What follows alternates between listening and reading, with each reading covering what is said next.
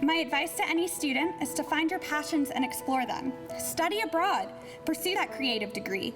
Start a club, join a team. Meet and make connections with your professors. Take advantage of all that Carolina has to offer. And remember that your passion will drive you to work harder, which will lead to many successes as your time as a Tar Heel. The times we've all failed, I think it's important to appreciate those experiences and how they've made you a better person today. In a room full of incredibly successful, intense, competitive people like we are, we can be very tough on ourselves. And when we fall short, when I fall short, I like to think about this, my favorite quote from Teddy Roosevelt. I shortened it, but it's not the critic who counts, not the man who points out how the strong man stumbles.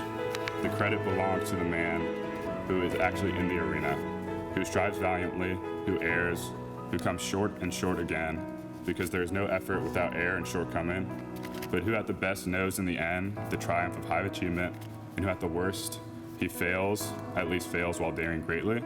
I was in a business improv class, and it was a really unique class, and in this class, we really got to know our fellow peers.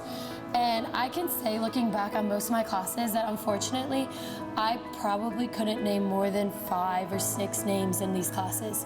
I was always looking down, taking notes. I was always focused on the assignments, focused on learning the material, focused on, getting the right grade. But I often didn't focus on who was sitting to my left and my right in front of me. So luckily for me, in this last class here, in my last semester, I really got the opportunity to learn so much about my fellow peers, and there's some really cool people. At UNC, we surround ourselves with greatness, just like all you guys. So I really encourage you all to make sure to get to know your classmates. And if I had to give one piece of actionable advice to a younger student, it would be to schedule a monthly standing meeting with a professor in your field of interest.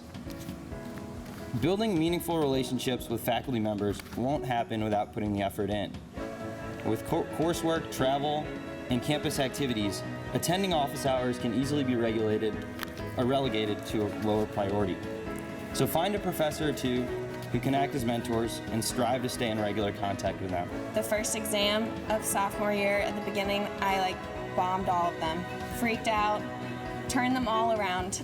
So my main advice to everyone is don't let something that tears you down, just keep moving on. I saw a quote, I was in my locker room earlier, not really sure what to say, and there was a quote on the wall that said, don't stress about things you can't change.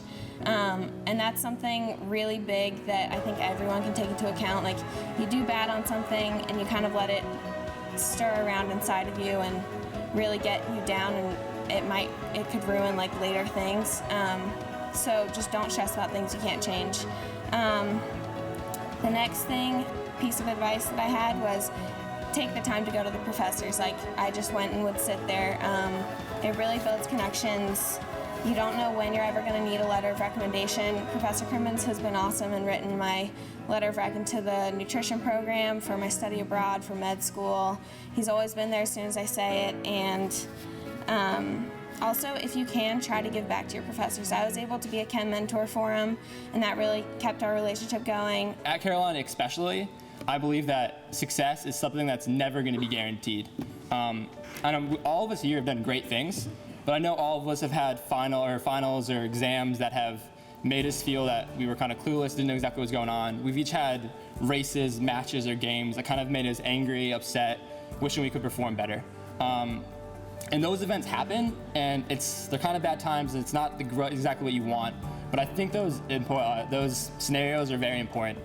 Through my scenarios like those at Carolina, I've realized that if you want to succeed, you need to be the first person to act. If you want to succeed, you need to be willing to overcome your fears of failure. If you want to succeed, you have to figure out the study habits that work best for you. You need to do the small things that make a difference before and after practice. And ultimately, you need to do the things that build your own base for success. And that's really scary. It takes a lot of individual motivation. But once you build that individual base, that's when the unbelievable support and the lifelong lessons you'll learn from Carolina really come along and really help you make a difference and really help you in that fight. And as I said before, it's if you build it, then they will come. And he's somebody that just is always willing to take the time to listen, talk, help, give anything back to his students, and that's something that I really advise everybody here to kind of look for going forward. There's so many amazing employees and staff, faculty that UNC hires, and they teach great in the classroom, but to take full advantage of them, take the time to get to know them outside of the classroom, sit down and have a meeting, and they'll really share the life experiences they have that'll help you so much more when you come into reality. During my time at Carolina, my coach has had an expression over the years that I've heard over and over again. Hungry dog gets the bone. I never quite appreciated the power of these words until now. Whether it's outlasting your opponent on a tennis court or staying up late to study for an exam, you have to be both motivated and disciplined to achieve success. Success doesn't come from a single moment, but rather it's an ongoing process and commitment to better yourself each and every day. Being a student athlete at UNC has taught me that if you're willing to work hard, you can accomplish anything you set your mind to. I encourage you all to make the most of your time here because it goes by quickly. I was trying to think about what to say today and advice that I wanted to give, and all I could come back to was how good life really is here at UNC. We all love this great university, and we all want to represent what it means to be a Tar Heel in everything that we do. Finally, I want to recognize my teammates, who are the best group of girls that I could ask for as friends and as teammates. A man named Tim Riley once said, "Be like her, be excellent with a heart." I have to give you a little context here. 8 years ago, I was in Arizona beginning my 3rd season of professional baseball.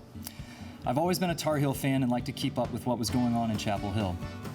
One day in spring training, I was checking up on things and saw that a UNC student had been killed. Although sad, I didn't think too much about it at the time, and I certainly didn't realize the impact it would have on me one day.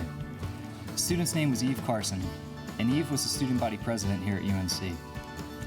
At that time, I had no plans for coming back to school and certainly would have never imagined that I would one day serve our student body in her very office in her same capacity.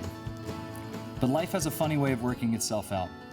I tell you this because Eve has had a great impact on me. And in the same way, we will have an impact on those who are coming behind us. So to bring this full circle, I'm going to end by reading a few words from my closing remarks at last month's Board of Trustees meeting. So forgive me if you were there and heard this already. Carolina is a place of excellence. It is a place of extraordinary achievement. Carolina places the world of knowledge at our feet and begs us to search it over and over again with an insatiable curiosity. Yet Carolina is more than an opportunity to be educated. Carolina is a community. Carolina does not merely breed scholars, it breeds remarkable young men and women who care because they were first cared for. Tim Riley, in speaking about his girlfriend's death, said it best. Like Eve, let us have the courage to choose to be excellent, but more importantly, let us have the courage to choose to be excellent with a heart. I encourage you all to continue to pursue excellence in and out of the classroom with the utmost compassion, and to remember that this is our opportunity to positively impact those that will follow in our footsteps. Thank you, and go Heels.